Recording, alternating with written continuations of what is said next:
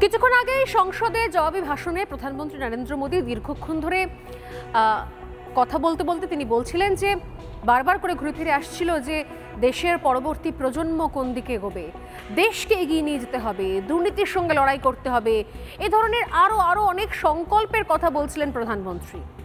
কিন্তু আফসোস, দিল্লিতে সংসদে যখন প্রধানমন্ত্রী ভবিষ্যৎ প্রজন্মের কথা বলেন, দেশকে এগিয়ে নিয়ে যাওয়ার কথা বলেন, তখন আমাদের রাজ্যের ভবিষ্যৎ প্রজন্ম যারা মাধ্যমিক পরীক্ষা দিচ্ছে, যারা মাধ্যমিক পরীক্ষা দেওয়ার পর চোখে অনেক স্বপ্ন নিয়ে পরবর্তী একটা দুটো ধাপ এগিয়ে যাবে, আরও এগিয়ে যাওয়া বেশ কিছু স্রোতের সঙ্গে নিজেরা মিশে যাবে। কারণ এই সময় দাঁড়িয়ে সত্যি সত্যি কম্পিটিশন ক্রমশ বাড়ছে।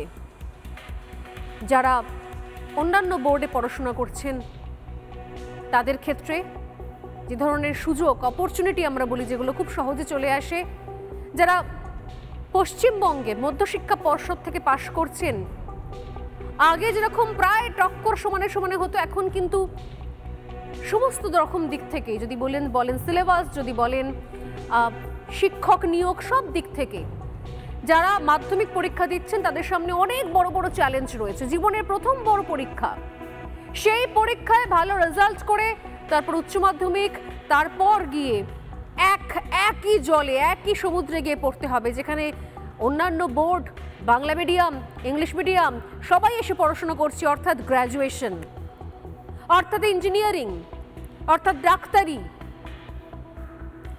উচ্চ মাধ্যমিকের পর থেকে একই রকমভাবে স্রোতের সঙ্গে গা ভাসিয়ে চলতে হবে, তালে তাল মিলিয়ে চলতে হবে। তার আগে বুকে ধুকপুকানি নিয়ে জীবনের প্রথম বড় পরীক্ষা মাধ্যমিকটা দিয়ে দেওয়া।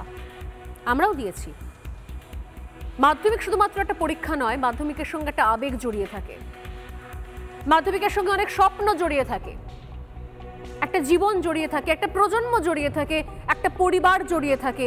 যে পরিবার কোথাও মাধ্যমিকের পর ভাবনা চিন্তা করতে পারে যে তার ছেলে বা মেয়েটি মাধ্যমিকে এই রেজাল্ট করার পরে সে কত দূর এগোবে, তার জন্য কতখানি পুঁজি আমাদের সঞ্চয় করে রাখতে হবে, তার ভবিষ্যৎ নিয়ে কতখানি কি ভাববো,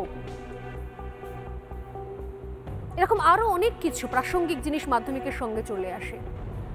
মাধ্যমিকের সঙ্গে জুড়ে আছে এক শিক্ষার্থীর ভবিষ্যৎ, তার পরিবারের ভবিষ্যৎ, তার বাবা মায়ের স্বপ্ন, তাদের কষ্ট, তাদের দৈনন্দিন জীবনযাপন, তাদের স্ট্রাগল। প্রাণপণ চেষ্টা করেন বাবা মায়েরা যাতে ছেলে মেয়েদের প্রথম জীবনের বড় পরীক্ষাটা ভালোভাবে উতরে যায়, রেজাল্টটা ভালো হয়। কিন্তু আমাদের রাজ্যের শিক্ষা ব্যবস্থার দুর্নীতি, যে দুর্নীতি ক্যান্সারের মতো ছড়িয়ে পড়েছে সমস্ত শাখা প্রশাখায়, সমস্ত দপ্তরের মধ্যে, সেই দুর্নীতি আস্তে আস্তে পচন ধরাচ্ছে। কেন বলছি? তার কারণ ক্যান্সার যেমন একটা করে অঙ্গ পচিয়ে দেয়, এক একটা করে অঙ্গে পচন ধরায়, এই দুর্নীতিও ঠিক সেরকম হয়ে দাঁড়িয়েছে। তবে পার্থক্য একটা আছে, ক্যান্সারের এখন চিকিৎসা সম্ভব, ক্যান্সারেরও আনসার বেরিয়ে গিয়েছে, ক্যান্সারেরও এখন ট্রিটমেন্ট বেরিয়ে গিয়েছে। কিন্তু এই যে দুর্নীতি, যে দুর্নীতির বীজ বপন করেছে এই তৃণমূল কংগ্রেস সরকার 2011 সাল থেকে, সেই দুর্নীতির আপাতত কোনো দূর পর্যন্ত চিকিৎসা দেখতে পাওয়া যাচ্ছে না। আরও একটা মারাত্মক পরিণতি, মারাত্মক ফল চোখের সামনে কোথাও চলে আসছে, তা হলো মাধ্যমিক পরীক্ষা। আরে ভাই, এতদিন শুনতাম যে দুর্নীতি হয়েছে চাকরিতে, চাকরি চুরি গিয়েছে, গরু চুরি হচ্ছে, পাচার হচ্ছে, কয়লা পাচার হচ্ছে, বাড়ির ছাদ, আবাসের বাড়ি চুরি হয়ে যাচ্ছে, পানীয় জল চুরি হয়ে যাচ্ছে, রাস্তা চুরি হয়ে যাচ্ছে, গোটা পুকুর চুরি হয়ে যাচ্ছে। আর এবার তো দেখতে পাচ্ছি আমি জীবনের প্রথম বড় পরীক্ষা, সেই পরীক্ষাটাই চুরি হয়ে যাচ্ছে। শুরুটা হয়েছিল শিক্ষক নিয়োগ দিয়ে, তারপর দেখুন তার সঙ্গে সঙ্গে কত দুর্নীতি জুড়ে গেছে। হালফিলের রেশন দুর্নীতি বলতে ভুলে গিয়েছিলাম, মিড ডে মিলে দুর্নীতি, আর এবার মাধ্যমিক পরীক্ষাতেও পাহাড় প্রমাণ দুর্নীতির অভিযোগ। আর সেই দুর্নীতিতে প্রত্যক্ষভাবে নাম জড়িয়েছে মধ্যশিক্ষা পর্ষদের। আজ সাংবাদিক বৈঠক করেন বিজেপি নেতা শঙ্কুদেব পণ্ডা, এবং কাগজপত্র সহ সেই সাংবাদিক বৈঠকে মারাত্মক অভিযোগও করেছেন তিনি। মাধ্যমিক প্রশ্ন ফাঁসে সরাসরি জড়িত তৃণমূল কংগ্রেস। শুধুমাত্র প্রশ্ন ফাঁস নয়, একই সঙ্গে মধ্যশিক্ষা পর্ষদের গুরুত্বপূর্ণ দপ্তরে নিয়োগ থেকে শুরু করে, পরীক্ষার জন্য টেন্ডার ডাকা থেকে শুরু করে, কোটি কোটি টাকার দুর্নীতির অভিযোগ আজকে করলেন বিজেপি নেতা শঙ্কুদেব পণ্ডা। একসময় দাপুটে বাম নেতা তথা বর্তমানে তৃণমূলের কর্মচারী ইউনিয়নের ঋতব্রত বন্দ্যোপাধ্যায় এবং তার সঙ্গী শুভ্র বন্দ্যোপাধ্যায়ের নির্দেশে নাকি এই পুরো গোটা কার্যক্রমটি হয়েছে।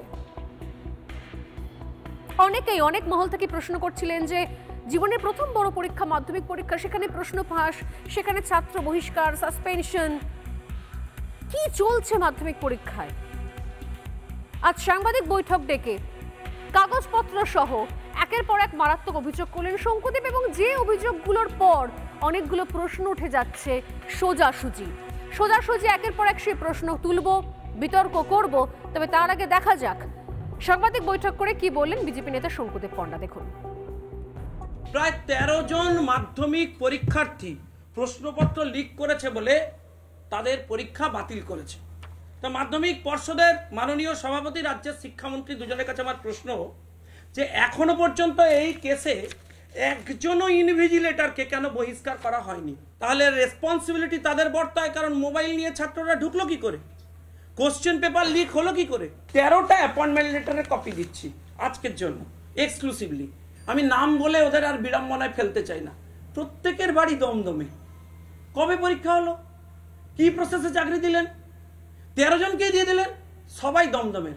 আচ্ছা, আরো একটা এক্সক্লুসিভ দিই, 35 জনের নাম লিস্টেড হয়ে এখন পড়ে আছে, যে কোনোদিন রিক্রুটমেন্ট হবে তাদের, তারাও সবাই দমদমে। তা দমদম থেকেই যদি এত রিক্রুট করছেন, তারাই মাধ্যমিকের পুরো ব্যবস্থাটা চালাচ্ছে, কষ্ট করে আর পর্ষদ রাখার কি দরকার আছে? তৃণমূল ভবন থেকে ওটা চালান। টোটাল স্টুডেন্ট সংখ্যা ছিল 10 লক্ষের কাছাকাছি। পর্ষদের খরচা হতো 5 কোটি টাকার আশপাশ, 5, 6, 5 point something. Here is the document, date wise দিয়ে দেবো আপনাদের কাছে, আপনারা দেখে নেবেন। কিন্তু এবারে মাধ্যমিক পরীক্ষায় প্রিন্টিং এর খরচা হয়েছে 25 কোটি টাকার আশপাশ। আমাদের কাছে ডকুমেন্ট আছে, প্রায় 100 কোটি টাকার কেলেঙ্কারি। আমার প্রশ্ন পর্ষদ সভাপতির কাছে, কোন সেই পলিসিতে আপনি টেন্ডার করেছিলেন? সেই টেন্ডার কাকে দেওয়া হয়েছে? আমি তদন্তের দাবি জানাচ্ছি। কোন সিস্টেমে তাকে সেই প্রিন্টিং এর দায়িত্ব দেওয়া হয়েছে?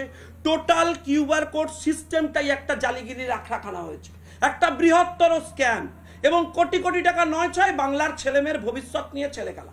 রাজ্যের মুখ্যমন্ত্রী কিছুদিন আগে কমেন্ট করে বলেছেন যে তৃণমূল কংগ্রেসের সিপিএম এর কিছু কিছু প্রোডাক্ট ঢুকে পড়েছে যারা নাকি এসব দুর্নীতি করছে। তিনি হচ্ছেন মধ্যশিক্ষা পর্ষদের ভাইপো, ওনার নাম শুভ্র ব্যানার্জি। উনি জয়েন্ট সেক্রেটারি পোস্টে রয়েছেন তৃণমূল কংগ্রেসের ট্রেড ইউনিয়নে। এখানে শুভ্রবাবুকে মাধ্যমিক পরীক্ষার কনফিডেন্সিয়াল সেকশনের দায়িত্ব দেওয়া হয়েছে, যিনি একজন অ্যাসিস্ট্যান্ট অফিসার ছাড়া, অফিসারও নন, অ্যাসিস্ট্যান্ট ক্লার্ক ছাড়া কিছু নন। তিনি চালাচ্ছেন মাধ্যমিক পরীক্ষা। ঋতব্রতর নেতৃত্বে, শুভ্রবাবুদের নেতৃত্বে, ভাইপোর নেতৃত্বে। আমি জানতে চাই, পর্ষদ সভাপতি মাধ্যমিক পরীক্ষা ব্যবস্থা নিয়ন্ত্রণ করেন না, নিয়ন্ত্রণ করেন ভাইপো শুভ্র। তারা কেন মাধ্যমিকের কনফিডেন্সিয়াল সেকশন অপারেট করবে? কেন ঋতব্রত আর শুভ্রবাবুদের গ্রেপ্তার করা হবে না এসবের জন্য? আমরা এটা নিয়ে সেন্ট্রাল লেভেলের এনকোয়ারি চাই। ইডি আর সিবিআই তো হবে, শেষ তো আমরা দেখব। এই একের পর এক দুর্নীতির পর আমি সরাসরি চলে যেতে চাইবো আজকের ডিবেটে, কারণ সত্যি সত্যি প্রশ্ন উঠছে যে তাহলে কি এবার মাধ্যমিক পরীক্ষাতেও ইডি সিবিআই চলে আসবে, কেন্দ্রীয় তদন্তকারী সংস্থা চলে আসবে? এক শ্রেণী তো রেড়ে করে উঠবেন, বলবেন এর জন্য পুলিশ আছে।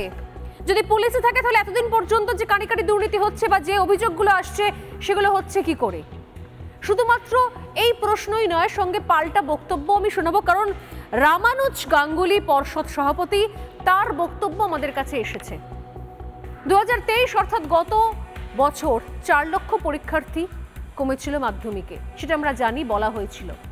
2022-এ পরীক্ষার্থী ছিল 10,98,775 জন, আর 2023-এ সেই সংখ্যাটা হয়ে দাঁড়ায় 6,98,928 জন। এবার অবশ্য 9,23,000 পরীক্ষার্থী, অতএব পরীক্ষার্থীর সংখ্যা কমেছে। তাহলে খরচ বাড়ছে কি করে? শঙ্কুদেব পণ্ডা যে অভিযোগ করছেন কাগজ কলম নিয়ে, তিনি বলছেন যে পরীক্ষার্থীর সংখ্যা কমেছে কিন্তু খরচ বেড়েছে প্রায় 4 গুণ। যা হতো আগে 5 থেকে 6 কোটি, সেটা নাকি এই বছর খরচ হয়েছে 24 থেকে 25 কোটি।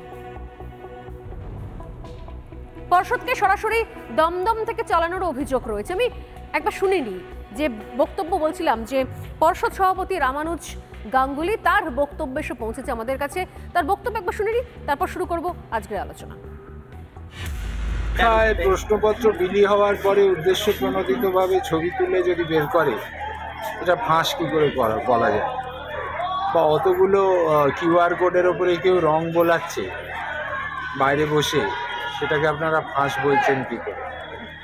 আমরা ধরতে পেরেছি পারবো না সেটা ইম্পর্টেন্ট নয়, ইম্পর্টেন্ট হচ্ছে আমরা যে ব্যবস্থাটা নিয়েছি সেই ব্যবস্থায় আমরা চেষ্টা করছি যাতে এই ধরনের প্রবণতা কমে।